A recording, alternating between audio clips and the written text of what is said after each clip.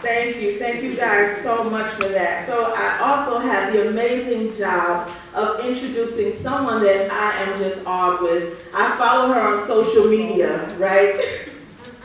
And I'm always wondering what she's doing because she's always doing something amazing for her community, and I am impacted by that. So I'm grateful to honor her in this moment. I'm excited about this. Judge Helen Whitener. Yes.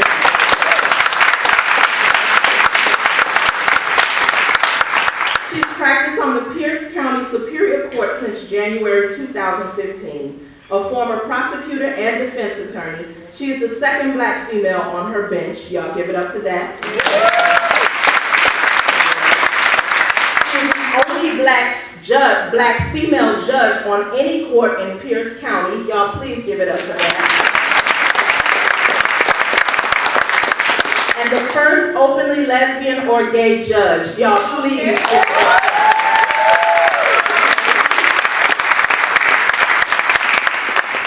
Born and raised in the beautiful Caribbean island nation of Trinidad and Tobago, she is also the first immigrant-born judge on her bench. Give it up for that.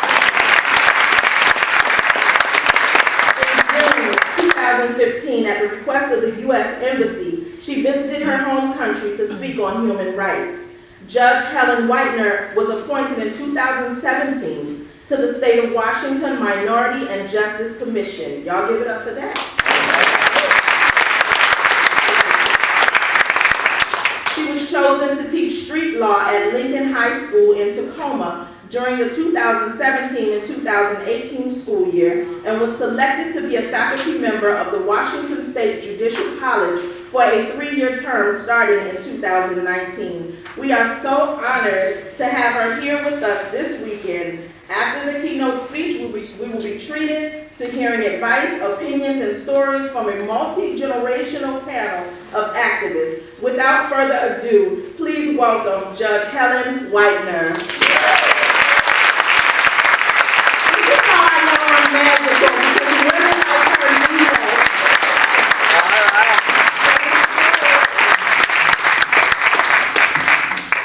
Good morning.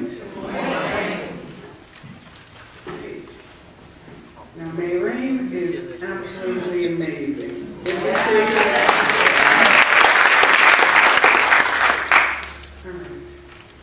Women have historically been intimately involved in major human rights systems and movements, addressing the elimination of systemic racial, economic, and misogynistic barriers. Yet history has been mostly silent on our contributions, our accomplishments, and our stories. The silence has allowed others to define who we are and control how we are seen. The silence has allowed others to tell our story without our input. The silence has placed us in a subservient position, a position of servitude. Now, synonymous with servitude is inequality, and Western European culture has tied identity to institutional systems with associated systemic barriers. Race and inequality, gender and inequality, sexual orientation and inequality, immigration and inequality. Labels assigned at birth that preordain lives to one of servitude, enslavement, oppression, and powerlessness. A person's race, sex, or sexual orientation may tell you about that person's biology, but it does not tell you anything about the person's abilities or potential. Come on now. All right. I was raised to stand up, stand out, and stand fast. I was taught by my parents and teachers that I am a descendant of kings and queens, that I should always act like it, and I could be anything I wanted to be. All right. From birth, I was taught to rise, that I mattered, that I was worthy. Yet when I maneuver this world, The very essence of my being is constantly attacked. So how does a woman fit in when she was born to stand out? Amen. I made the choice many years ago to be vocal, visible, and vigilant. To demand not only to be heard, but also to be seen, to be treated and respected as an equal. Even though society had a different plan in store for me, I must admit I missed the memo. The memo said, "You're black, stay back. You're a woman, lay back. You're a lesbian, step back. Or you're an immigrant, go back." All right. Black women have been targeted for hate, targeted for vile rhetoric, targeted for division. The goal is to instill fear and to silence our voices. Women, this is our time. We must stop accepting mediocrity and instead demand excellence. Excellence from ourselves and excellence for ourselves. Recognize the power of our individual voice and the power of collective presence. Sisterhood is inclusive of all women. It is global, it knows no color, but a sisterhood of black women knows no boundaries. Women who have benefited from privilege, it is time to acknowledge the reality of what is happening to your sisters of color, your lesbian sisters, and your immigrant sisters. But all women need to acknowledge what is happening to our transgender sisters as they're being killed and no one seems to care. Yes, yes. Black women and women of color, what is happening today is more than a Black Lives Matter movement. Ours is more than a Me Too movement. What is happening is a no more movement. All right.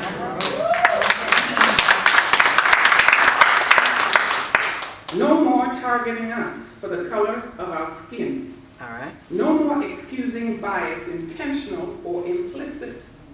No more accepting your dismissive and disrespectful actions with your answer that it was not your intent. That will no longer be allowed. No more treating us as second-class citizens. No more daily doses of microaggression. No more pretexts to remove us from society asserting that it will make the community safer. No more caging us so you can steal our 15th and 19th Amendment right to vote. No more imprisonment of our community for addictions, yet treating your addiction as a mental health problem. Yes, yes, yes.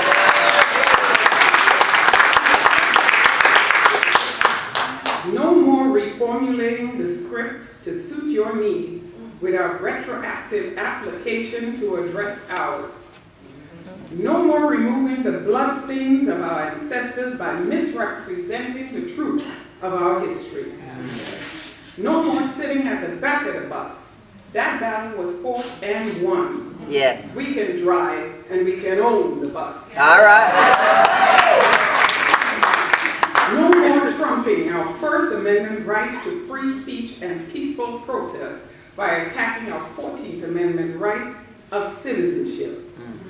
No more. No more assessing a woman's worth as connected to her genitalia. Yes. No more redefining her accomplishments as that of a man's. No more feeling like women need to be taken care of when we can take care of each other. No more whipping us so your low self-esteem can be elevated. No more blaming a woman for a man's transgressions by attacking her credibility. No more. No more. No more hiding who we are so you can feel comfortable in your blissful ignorance. No more loving who you want for us rather than who we want for ourselves. No more denying our sister's rights just because she was born our brother. Or our brother's rights because he was born our sister. Yes. No more seeking acceptance or agreement or tolerance of our existence. We are willing to help you work through your fears, but your discomfort is your own to bear. No more. No more laying down rules as if we're to help. No more telling us to go back to where we came from when this is our home. Yes. No more denying us the right to stand with you simply because we are unable to stand. Yes. No more deflecting our plight to elevate your cause. If we say our lives matter, then remove your blindfolds and look and listen as to why we are saying it. Yes. No more standing by me by doing nothing to resist my end. No more. No more. No more. Systemic discrimination institutionalized in our justice system has ensured that the voices of women of color continue to be unheard. The result is a lack of diversity within the ranks of the justice system, on our police forces, and a lack of voluntary participation with the justice system. A historical theme that comes from being disenfranchised from citizenship for people of color is slavery, internment, mass incarceration, and immigration. These institutions place people of color in unequal positions of continuing servitude. Until adequate solutions are found to address these systemic problems, history will be doomed to repeat itself.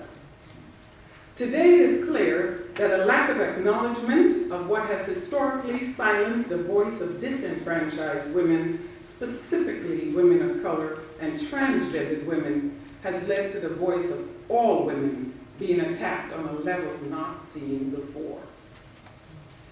Yesterday it was me, and tomorrow it may be you.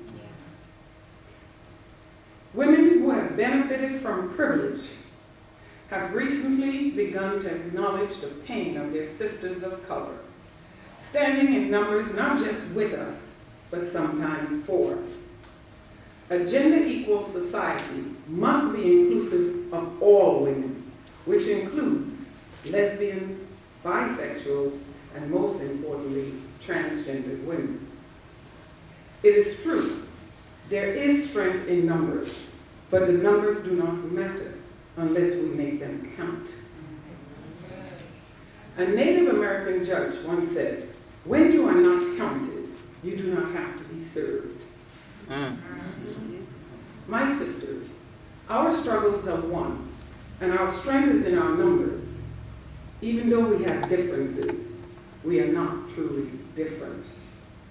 The achievement of equality for all requires an inclusive approach that recognizes the crucial role of building partnerships with others, and that includes men.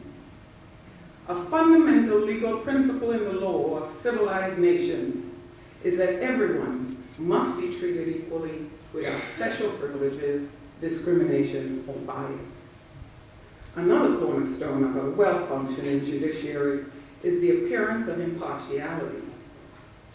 Impartiality is intertwined with perception, and a bench that reflects its society is integral in promoting public confidence in the ability of the courts to make sound, responsive decisions.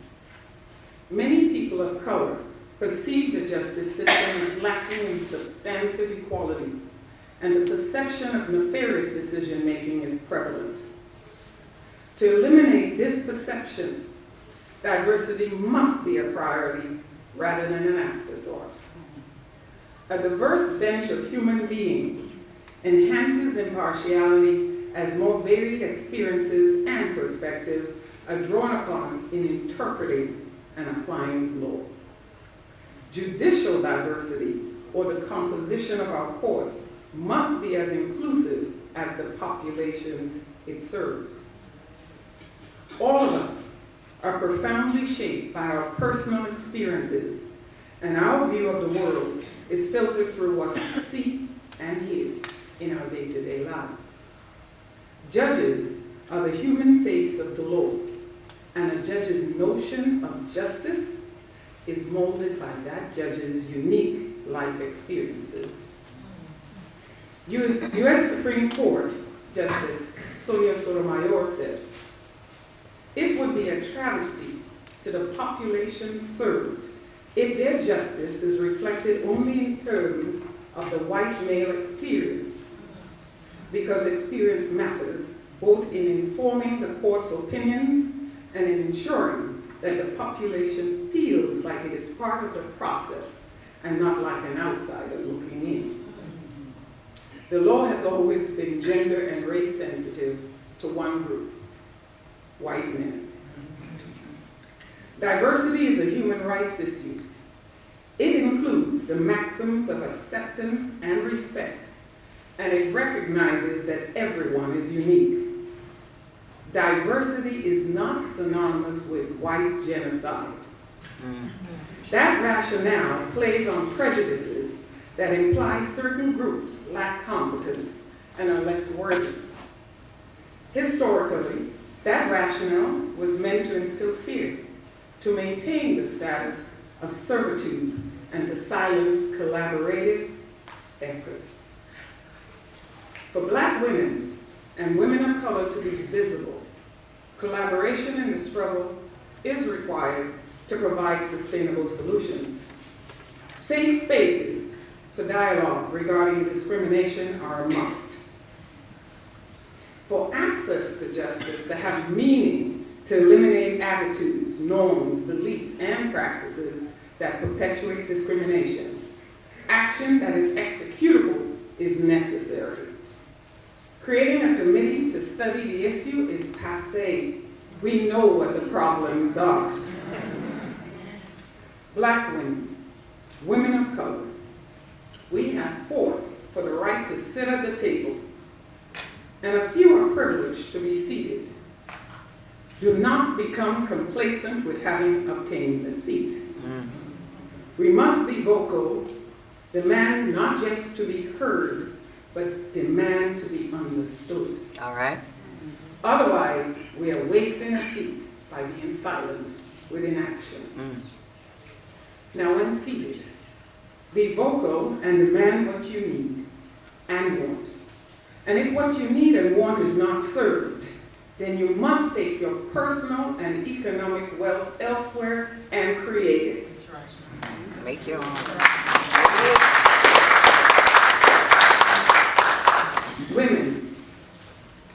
Women, we can no longer settle for crumbs. No more waiting for others to act for us. We must act for ourselves. We must deploy our individual and collective power so we, Black women, women of color, and all women can rise together as one.